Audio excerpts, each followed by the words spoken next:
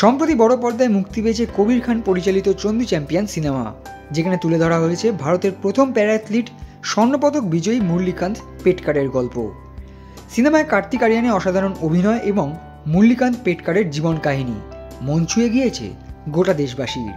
ইতিমধ্যেই দেশ জুড়ে প্রশংসিত হয়েছে এই সিনেমা।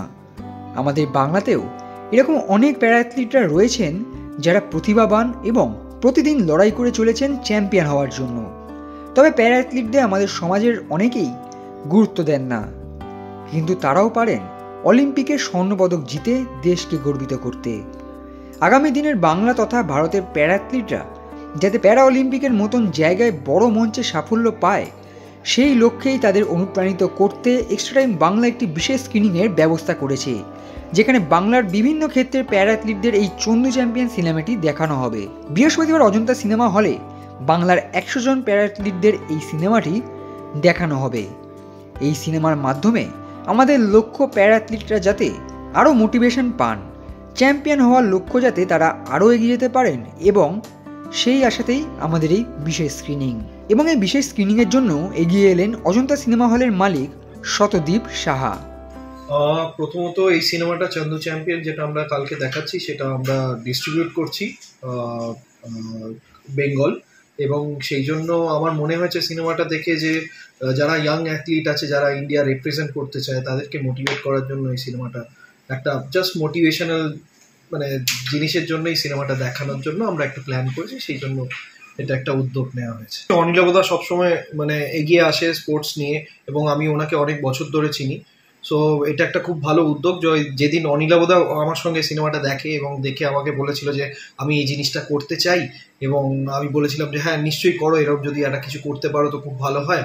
তো আলটিমেটলি এটা হচ্ছে, এটা খুব ভালো উদ্যোগ, এবং থ্যাঙ্কস টু অনিলাবদা অলসো যে এই যে উদ্যোগটা নিয়ে এগিয়ে এসছেন এবং এই জিনিসটা হচ্ছে, ভালো লাগছে। আমি চাই যাতে এরকম সিনেমা আসুক এবং লোকজন মোটিভেশন পাক সিনেমা দেখে, এবং তারপর যদি ইন্ডিয়াকে রিপ্রেজেন্ট করতে পারে অলিম্পিক হোক বা যে কোনো খেলাতেই হোক, তো এটা একটা বিশাল জিনিস হবে। বাংলা প্যারা অ্যাথলিটদের জন্য দীর্ঘদিন ধরে লড়াই করে চলেছে বেঙ্গল প্যারা স্পোর্টস অ্যাসোসিয়েশন। এক্সট্রা টাইম বাংলার এই বিশেষ স্ক্রিনিংয়ের জন্য বাংলার 100 জন প্যারা অ্যাথলিটদের এক জায়গায় নিয়ে এসছেন বেঙ্গল প্যারা স্পোর্টস অ্যাসোসিয়েশনের সভাপতি চন্দন রায় চৌধুরী এবং সচিব ভাস্কর মুখার্জি।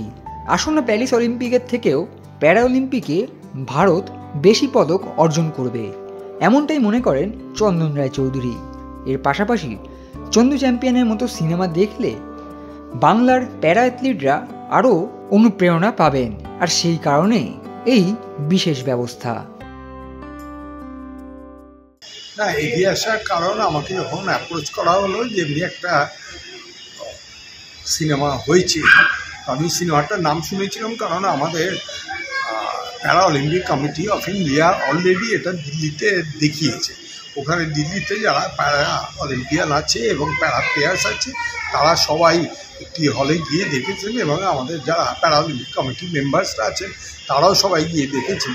তো সেইটা শোনার পর থেকেই আমার ইচ্ছে ছিল যদি কলকাতায় এটা করা যায় তাহলে আই এম হ্যাপি যে অনিলাভ চ্যাটার্জি আমাকে অ্যাপ্রোচ করেছিলেন যে এটা বই হয়েছে, ওনারা উদ্যোগ নিয়ে এটা দেখাতে চান। তা আমি সঙ্গে সঙ্গে অ্যাকসেপ্ট করেছি অফারটা, এবং কালকে আগামীকাল প্রায় 100 জন আমাদের প্যারা প্লেয়ার্স এবং অফিসিয়াল তারা দেখবেন।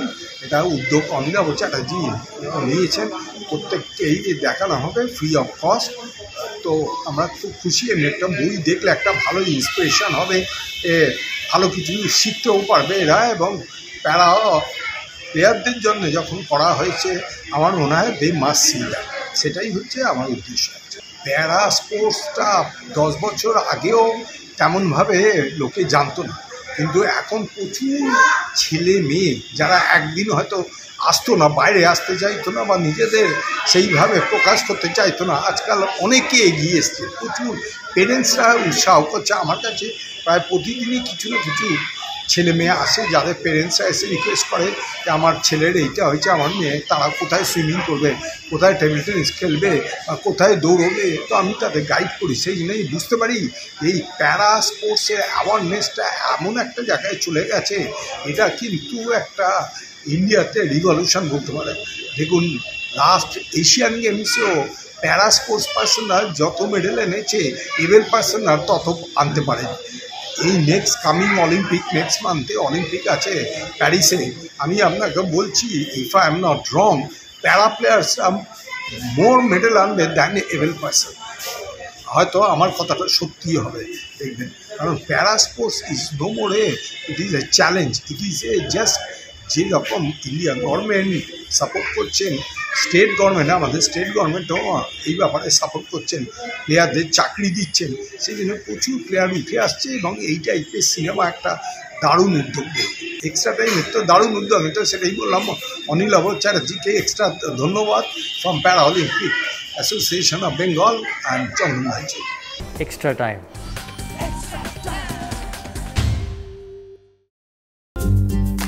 লেটেস্ট নিউজ আর এক্সক্লুসিভ ভিডিওর সঙ্গে আপডেট থাকতে এখনই সাবস্ক্রাইব করুন আমাদের ইউটিউব চ্যানেল। বেল আইকনে ক্লিক করতে ভুলবেন না যেন।